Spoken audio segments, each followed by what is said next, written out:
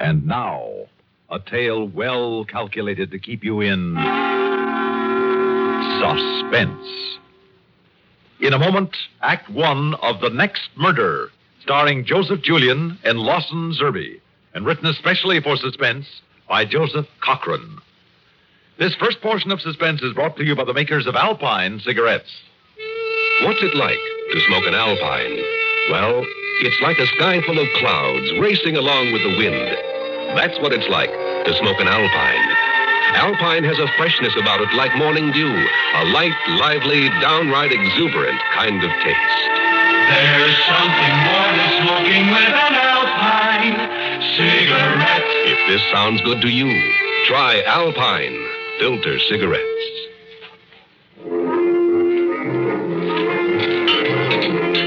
One beef stew, one hamburger steak. Coffee, Miss Black. Draw one. Mind if I sit down? No, sit down. At the late edition you're reading? Yeah. Well, that was a terrible thing, that murder over in Springdale. Oh, awful. I just don't understand how anybody could do a thing like that. No, nobody does. Not even the one who did it. Well, there's got to be a reason. Or none. One pork chop with mashed. The poor dead girl wasn't pretty. She had no men friends. She was too poor for robbery. Would you like some dessert? Yeah, coconut custard pie, beautiful, and a fresh cup of coffee. And you, sir? No, I'm finished. Thanks. Say, are you a detective? Hardly. How come you're so interested in the murder? Oh, murder's a hobby of mine.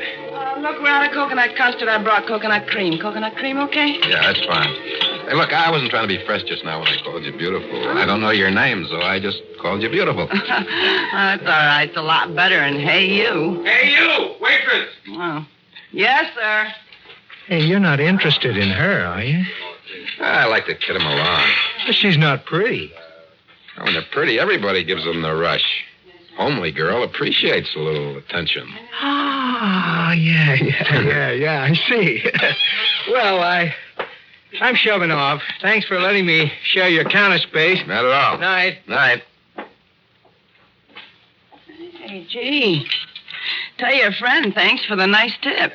He's not my friend. I don't even know him. He just sat here with me.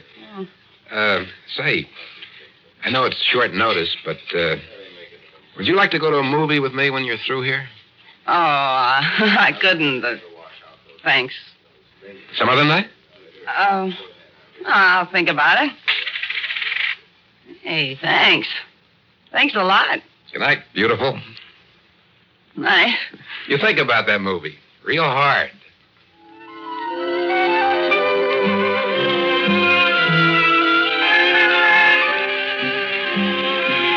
Outside, the rain that had been coming down hard when I entered the diner was now a light drizzle.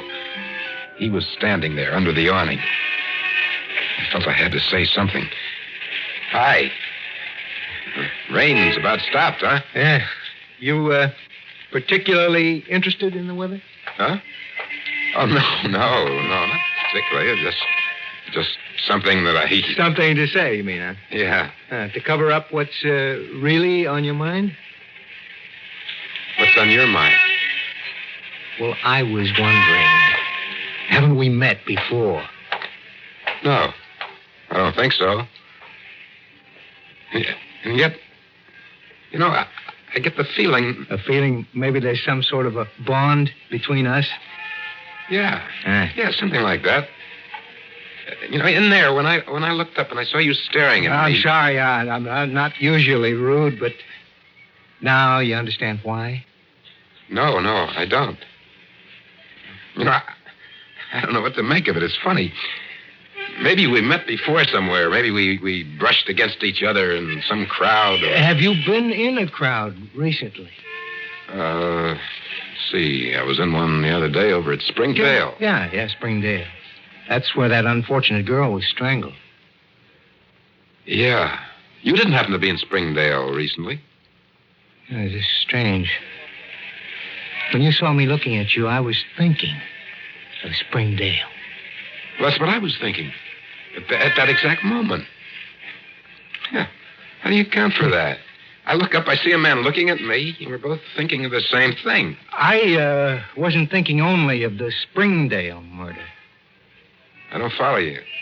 What? I was thinking of the next murder, too. The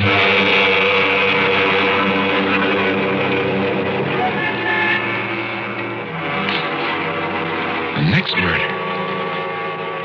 I looked at the guy hard. I saw he was serious. I wanted to get away from him as fast as I could. And yet, I wanted to stay. I wanted to know what was on his mind. At the same time, I didn't want to know. I started away, and then I turned back. You a stranger in town? I blew in 2 days ago. How about you? Oh, I got in this afternoon. Where are you stopping? Don't have a room yet. You broke? Not broke, badly bent. Hey, listen, I got an idea. I got a good-sized room. I can sneak you in without the clerk knowing it. How do you manage it? There's a side door. I'll slip the bolt, and you can come up the back stairs. You're sure it won't inconvenience you?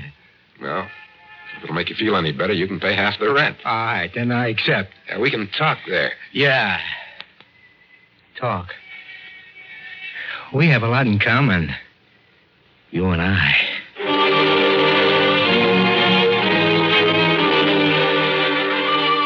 I gave him the room number, and I went in first.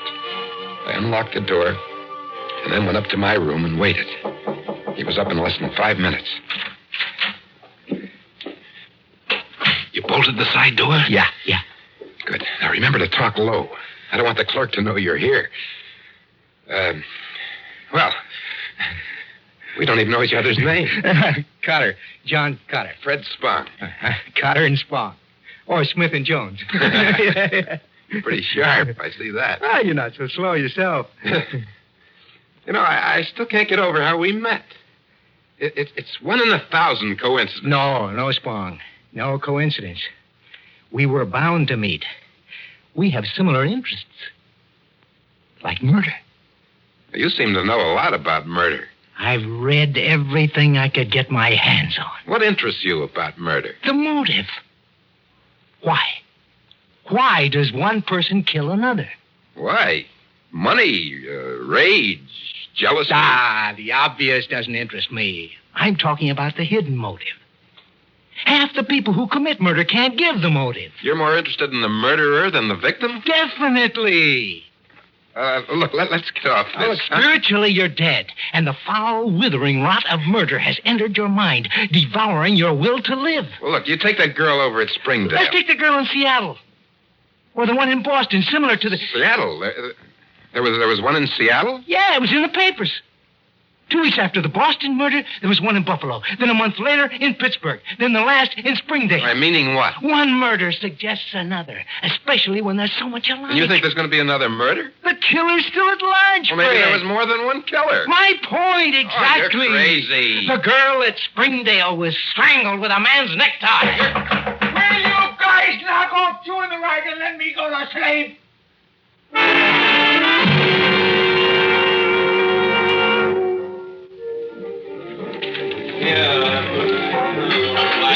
Spung, we always come back to the same thing. Why? Why does he do it? You always come back to it. A man can't help what he does. That's not a flattering admission.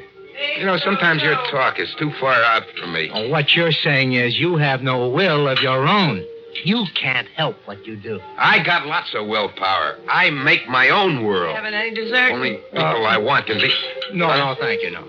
Well, how about you, good looking? No, nothing for me. Hey, what's your name? Amy? Why? If I'm going to take you to the movies tonight, I ought to know your name. What time you through here? Well, I'm through at 9, but, We can make the second show, if you're interested. Well, yeah, I'd like to. I could go for a movie after slinging hash in this beanery. I'll meet but, you at the fountain in the square. Yeah, well, I ain't said I'm gonna go. You ain't said you wouldn't.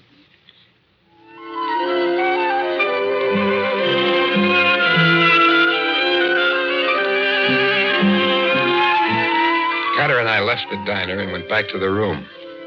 It was drizzling again. He was getting on my nerves. I made up my mind to tell him. His got a blow in the morning. We didn't talk much. He took out a tablet and started to write. I sat there thinking of Amy. Every now and then taking a look at my watch. He must have been a mind reader. All of a sudden, he put down his pen and he said to me, Spung, you going to keep your appointment with that waitress? What? With Amy? Why, sure. Why not? What's the matter? Always starts out the same way. You feel sorry for these homely girls. No friends, not too bright, beaten. You feel more sorry for them than for yourself. And it ends up the same way. Oh, you know so much. You ought to write a book. I have. All but the last chapter. That's what you're working on? Yeah. Have been for 10 years. About murder? Every last word. I'd like to read it. Perhaps you can, when it's finished. Well, if it takes you 10 years to write one chapter, I don't Well, see... the last chapter will be finished soon, I think. Right now, I can forecast that out of the 100 cases I have on file, 90 will get at it in the next 5 years, provided, of course, they're not caught before. How are you going to arrest the man you think will commit a crime 5 years from now? My friend, you put your finger on it. On what? Look, a man can't be arrested until he commits a crime. Now, my tables predict a crime, but they are powerless to stop a single homicide. Tell me, Cotter, did your charts tell you that there would be a murder in Springdale? Well, to be truthful, no, they didn't. Why not? Because that one, I committed myself. I just sat there and looked at him. He looked sane enough. By that, I mean, if you put his picture alongside half a dozen others somewhere, there was nothing you'd pick him out for. But I definitely was going to blow the joint. The rent was coming due. I'd move out when he was asleep and let him hold the bag. But first, I had to meet Amy. I went to the square. She wasn't in sight. I waited. Hey! Oh, I bet you thought I'd stood you up. I got a customer just before closing. Boy, I thought he'd never finish. Well, look, Amy, look, we just met. I'm moving on tomorrow. Instead of the movie, maybe we could walk along that lake in the park and get acquainted, huh? I don't know if I should. I mean, I just come met on. you. Movies, make-believe. You and me, we're real people. I like someone to talk to. I bet you do, too. Yeah, I sure do. You know, I'm really just dying to talk to someone. You just don't know what it's like sitting in that one little room all by myself. Yeah. Well, sure, let's walk. I guess you're just like me, huh? Anyway, I think I know you, Amy. I think I understand you. You're leaving town tomorrow, huh? Yeah. That's always the way. Yeah. Maybe you're going someplace yourself, Amy. Only you don't know it yet.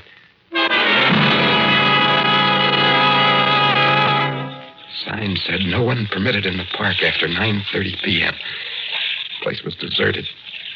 Amy and I walked about halfway around the lake. It stopped raining, but it was still cloudy, with the moon breaking through every now and then.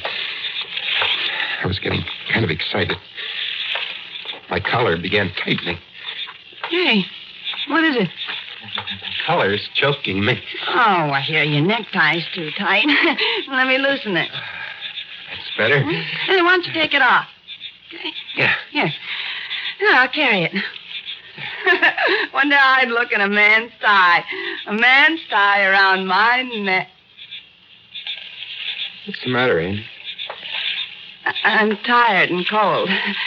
I got to get up early in the morning. I'm going. Been reading the papers, haven't you? No, not me. I never read papers. They're filled with terrible things about people being killed. About people getting killed with a necktie?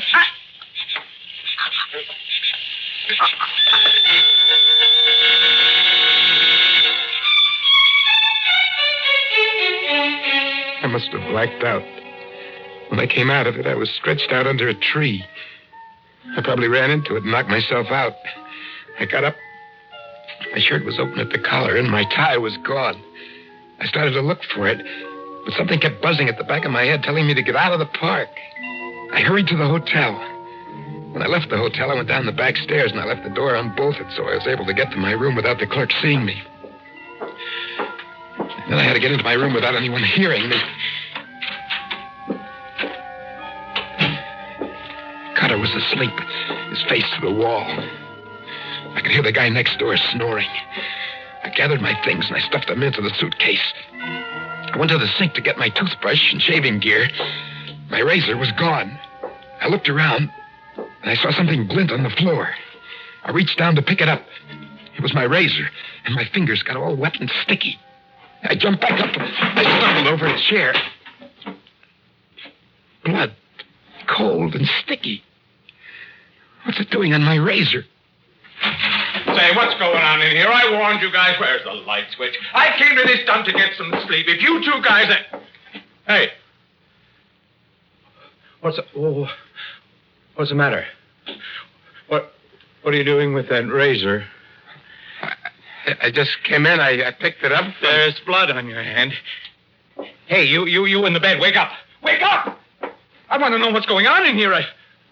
What's the matter with him? I'm telling you, I just came in. Yeah, well, it looks to me as if you were just getting ready to leave. Get out of my way. Charlie! Oh, no, you don't. You stay right where you are. Charlie, come on over here. Charlie, get out here. No, first call the police.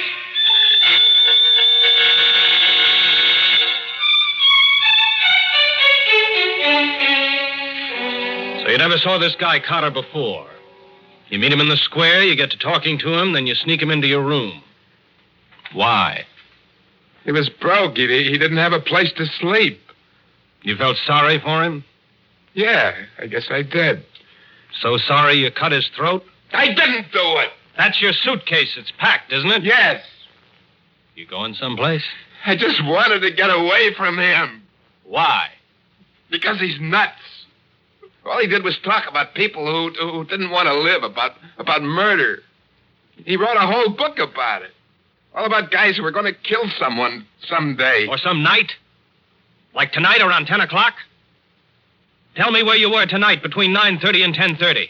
I was walking in the park. I was walking with... The park, huh? Then what? I walked a lot. I was thinking about this guy. I decided to slip out of the hotel without him knowing it and then leave town, and so I came back to the hotel to pack. Mm-hmm. Anyone see you come in? I'm not sure. What do you mean you're not sure? You had to come through the lobby. Wasn't the clerk there? That's what I mean. Sure, he was there. He was at the desk, but maybe he was busy and he didn't see me. Go on. I came in. Cotter was dead. I didn't kill him. I no sooner got in when this fellow from the next door comes running in. I must have woken him up when I came into the room. I didn't hear you go out, and I didn't hear you come in. That crash woke me up out of a sound sleep, the first I've had since you guys come here. I came in and saw you holding the razor, and there was blood on your fingers. You gotta believe me. The razor was on the floor. I picked it up, and I got the blood from it. I had no reason to kill him. All right. Let's go back to this walk in the park. Can you prove you were there? Well, I don't know. Some people saw me, sure. What? You were with someone? No, I was alone. That's not what you started to say a minute ago before you changed your mind. Who were you with? Nobody. Oh, look, Spung. You're in a jam. Right now, you're the most likely suspect for the murder of Cotter if you can prove you were in the park at the time you're in the clear. Were you with a girl? Come on, speak up. We're broad-minded. It's no crime to take a girl into the park, but it is to cut a throat. I didn't kill him. I could believe that if you weren't stalling about who was with you in the park. Still not talking. Okay. We'll just book you for the murder of Cotter, then maybe whoever you were with will come forward. Look, suppose I was with someone who didn't want to come forward. Uh-huh. Were you with a married woman who would get in a jam with her husband? I didn't say that. Well, all I can say is you should be more careful who you take for a walk in the park. Come on. I'm booking you for the murder of Cotter. You're making a mistake. I'll apologize later. The press will want to see you, so if you'd like to put on a necktie, that's all right with me.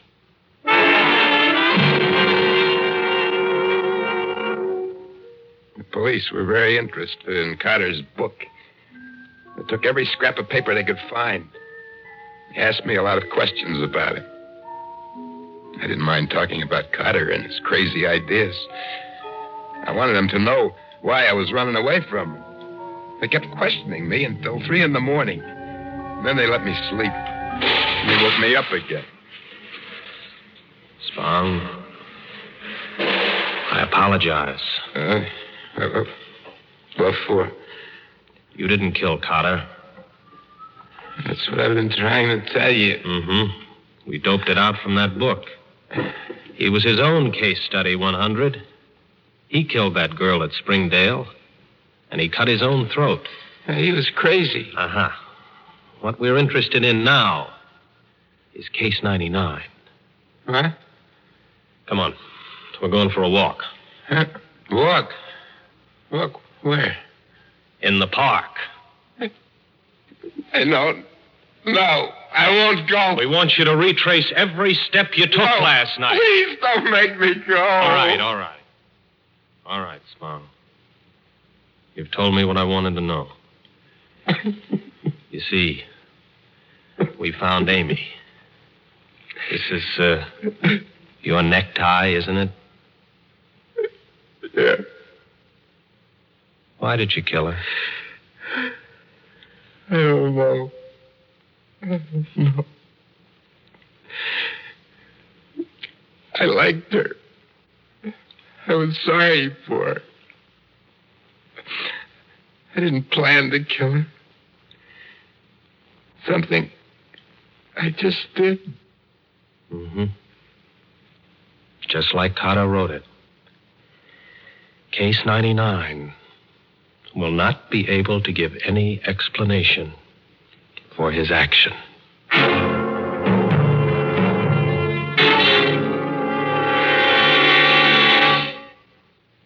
Suspense.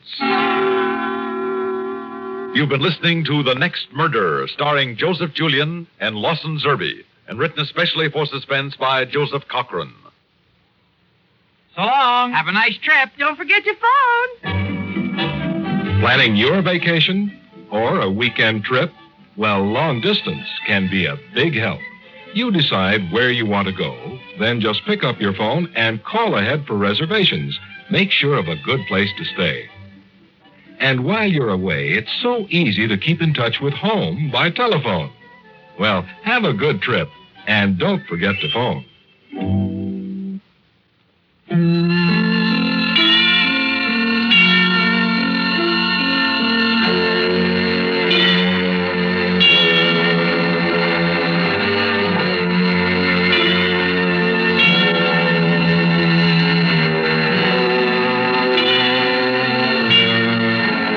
Suspense is produced and directed by Fred Hendrickson. Music supervision by Ethel Huber. Heard in tonight's story were Elizabeth Lawrence, William Redfield, and Reynold Osborne.